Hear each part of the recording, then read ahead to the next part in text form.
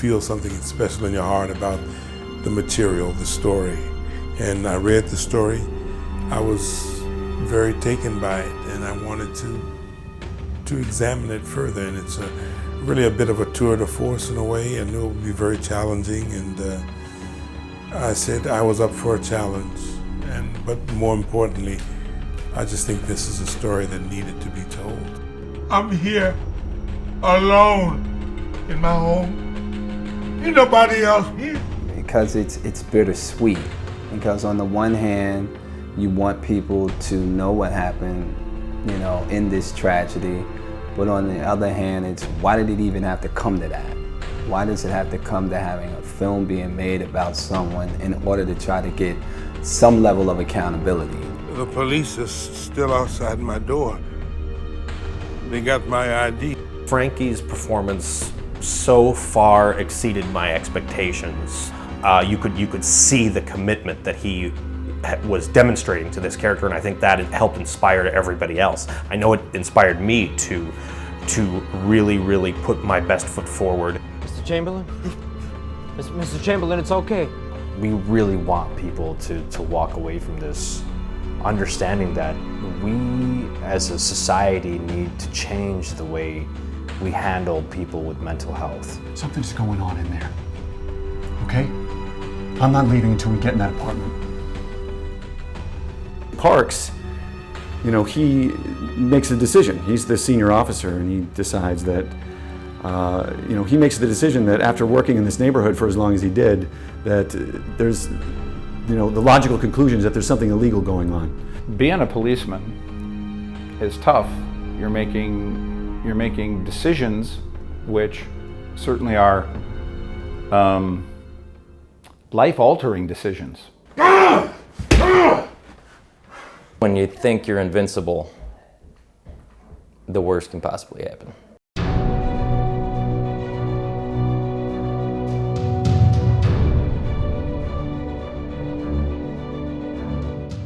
I was inspired to write this script and to develop this project because I had worked with individuals with mental illness and emotional behavioral disorders, and I started researching. I found out about this incident. There's a tremendous amount of literature that's been written about this incident. There are audio tapes, there's video that was released. I saw an inbox on Facebook one day that came from David, and he was looking for any relatives of Kenneth Chamberlain Sr., and I said, I'm his son.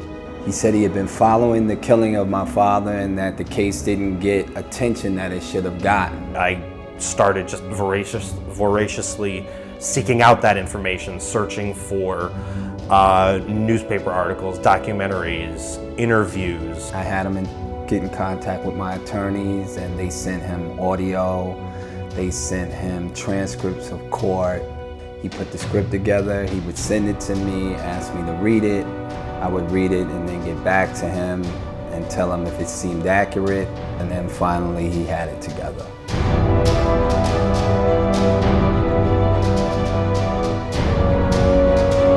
We shot in 12 days, and we shot on 2 Alexa Minis with ingenue lenses. I wanted the film to have a documentary handheld feel, as though the action was unfolding in the moment. That was a really important thing for this film, to make sure that the audience feels as though there are actual human beings behind the cameras, choosing from moment to moment what to focus on.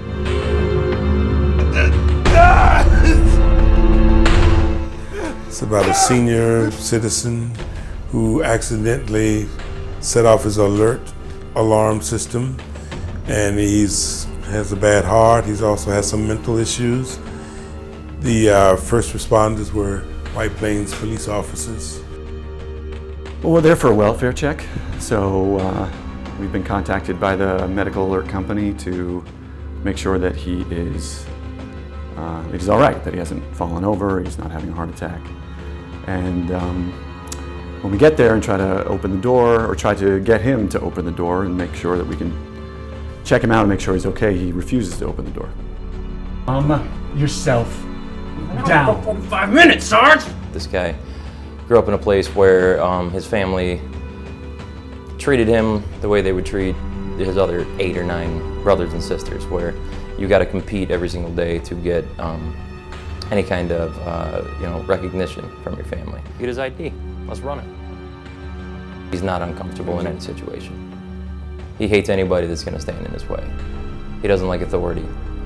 Michael Rossi is, well, he's, in essence, he's the good cop. What are we doing here?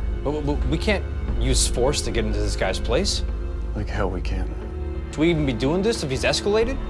He's the one that is morally more aware of what's happening and is trying to do right. He's the rookie. We unlock these bars? Unlock them and I can come in. Just me. Nobody else. Nobody else. Nobody else at all. Things escalated to the point of them trying to bust down the door, knocking down the door, him getting paranoid, don't want them into his apartment. Yo, Kenneth, you remember me? It's Sergeant Flanagan.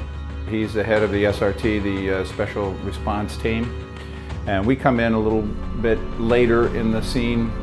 Things have been ramping up, and he comes in, he's kind of blustery and kind of takes charge and thinks through really quickly what needs to be done, feels like there's danger, and... Okay, that's good, that's good. You can end this by opening the door! We are portraying this incident honestly and accurately and making sure that we are doing justice to what happened without demonizing anybody and without glossing over anybody either. Frankie has been an absolute blessing to this project. He's been method, he has been in this role, he's been living as Kenneth Chamberlain, and it absolutely shows in his work. He is phenomenal. Thank you for your time, but please get away from my door. It's physically challenging, emotionally draining, it's demanding, but that's the way all the roles pretty much that I play, they have to have those elements. Otherwise, I'm not doing my work as an actor. No! No! Do not break down my door! Hey, this is on you, buddy.